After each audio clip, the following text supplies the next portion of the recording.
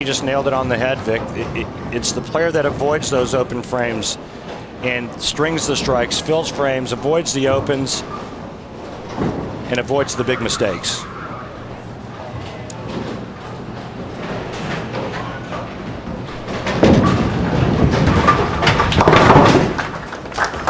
Corey forfeit.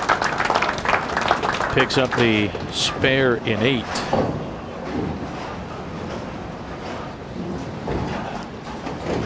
But you can see the difference. Joanne Sanasak with the spare, then the 3 strikes, survives the open, gets a couple of marks.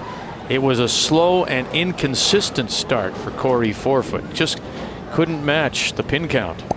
And so Joanne Sanasak is in control, although Forfeit does have the spare up here in 8.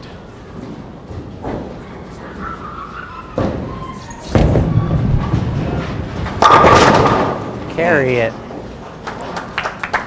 Right now, Corey was hoping for a hit there so he could try to somehow get into the top 16 by virtue of having one of the 4 highest losing scores.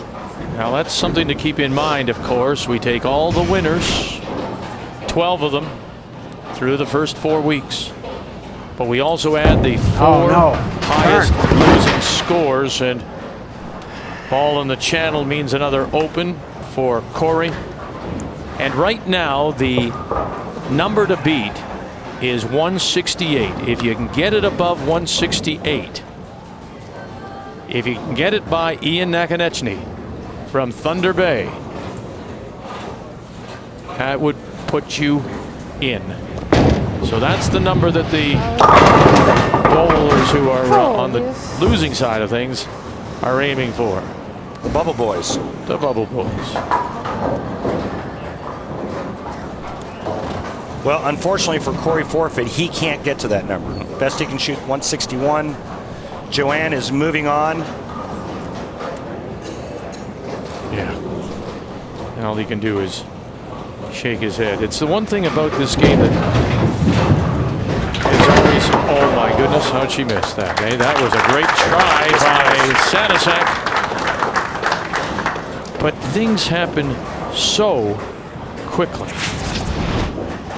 Well, remember, we talked about this tournament being a marathon to start with the 8 games of qualifying and then a sprint once you get into match play. And like you mentioned, as a beautiful attempt there by Joanne as she slides the 5 in front of the 7. It's all or nothing in these one-game matches. You avoid the mistakes, you make the adjustments on the fly, and you better make good shots.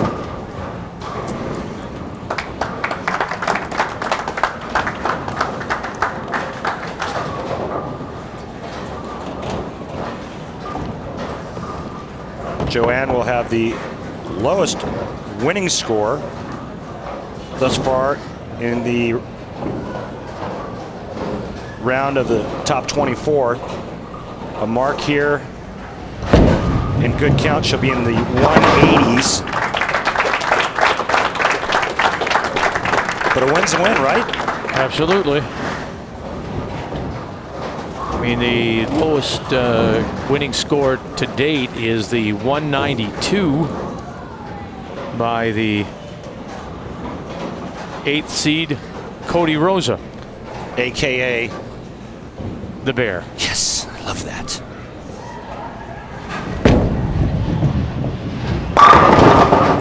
.181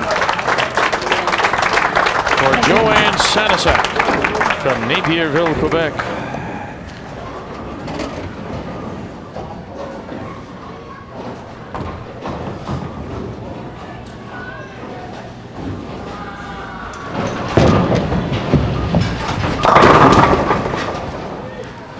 Corey just never had a good look on this championship pair, Vic. He just struggled trying to get his bowling ball to the 1-2 pocket consistently.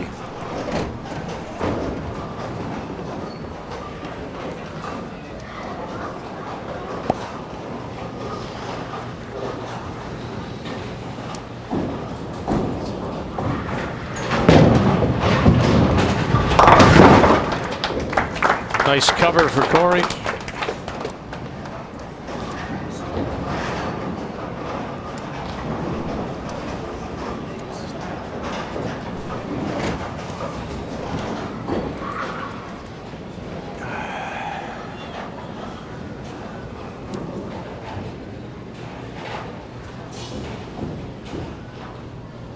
Corey has one perfect game to his credit. Pulled it back in 2006. Oh, well. Corey forfeit. Will drop the game to Joanne Sanisak. It's 181-148 for Corey. And so Joanne Sanisak from Napierville, Quebec will advance. She becomes one of the Sweet 16. Nice.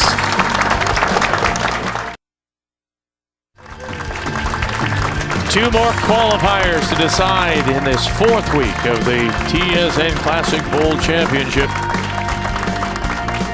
The 11th seed from Mississauga is Russell Serwetnik, and he'll go against number 14 from Brantford, Ontario, Conrad Merker.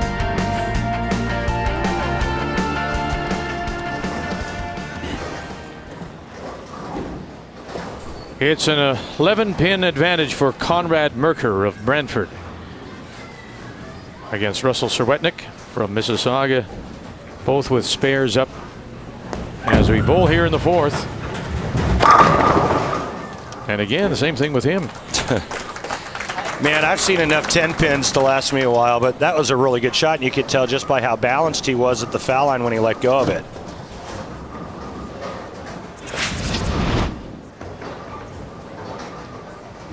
See that? That's balance. You know that's going to be a pretty good shot.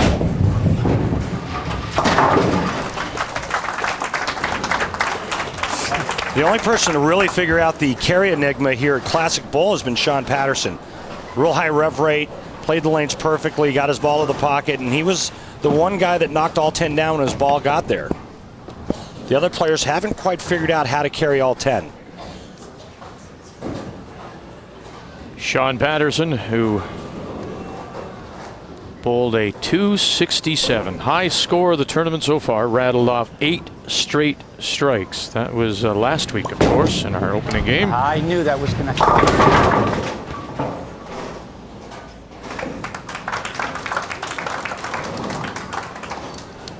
I'm going to go left. All right, so some decision making here, making some changes on the fly.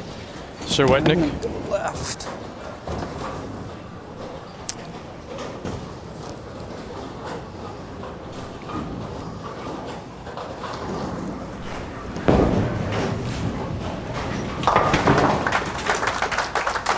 Well, he's hanging in there, and he's only down by 11.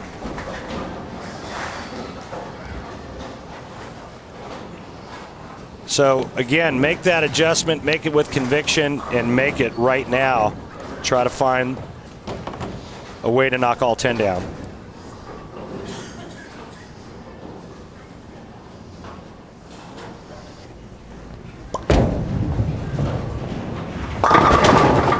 That was me. That was me. I came over it. Turned it early, made the ball drift a little bit high, leaving the 4-pin. Watch the release, watch the hand. You see the fingers underneath? Now watch how quickly it goes around the side of it. Anytime that happens, that makes the ball want to go left out of your hand immediately for a right-hander. Looking for the spare here in 5. And listen, I think that's, to my way of thinking, that's a good thing, that he knows it. He knows his game well enough. I mean, he's talking to himself. I mean, that's aside from that. But he's saying, I know my game. I know I didn't throw that well enough. Yeah, there's no sense in fooling yourself. Oh, without question. I mean, if you throw it bad and you try to trick yourself or convince yourself you threw it good, you're basically spitting into the wind. That's not going to do you any good. So, yeah, I think that's a great point. He knows his game, and he knows his game inside and out. That's better. Conrad Merker opened with a strike in the first and gets his second here in 5.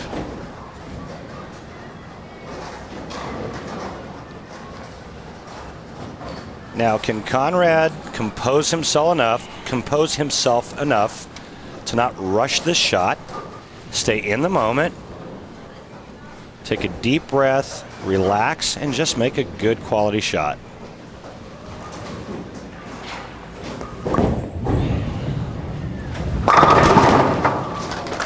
That's 2 in a row for Conrad Merker, who has tried to become part of the Canadian national team has tried to qualify. Played in an event you played with, a former stop on the PBA Tour, the Foresters up here in Markham, Ontario. That was back in '97. IOF Foresters, I know it well.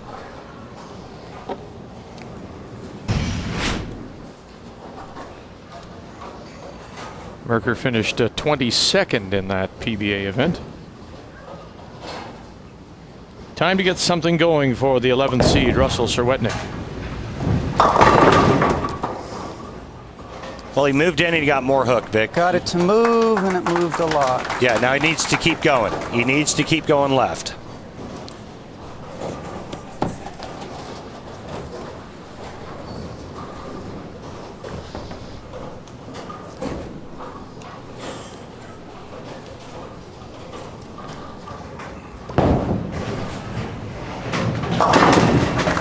Drove right through it for the spare in 6.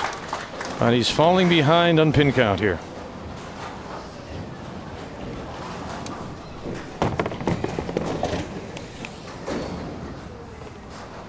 You can see the difference. Conrad Mercer with strikes in 5 and 6 and starting to stretch the lead.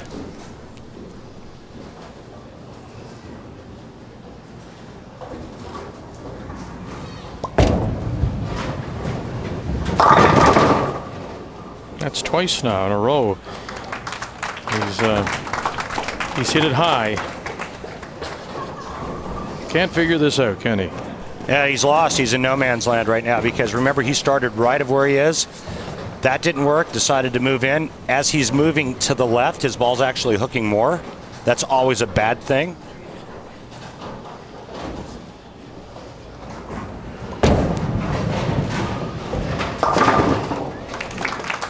And it's a 26-pin deficit for Russell Serwetnyk.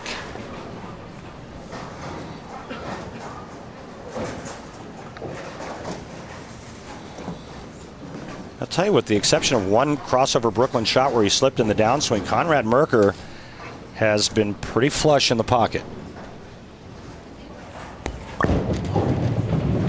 Pulled up a little bit there, didn't he? That was wide right.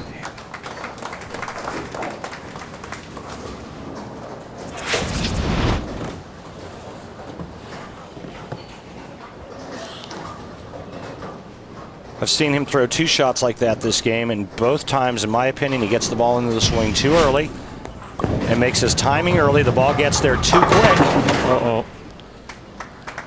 And there's the open, the first open for Conrad Mercer. It comes here in the 7th after marks all the way through. Mercer is 133 through 7, and it's a 22 pin lead for Mercer through 6.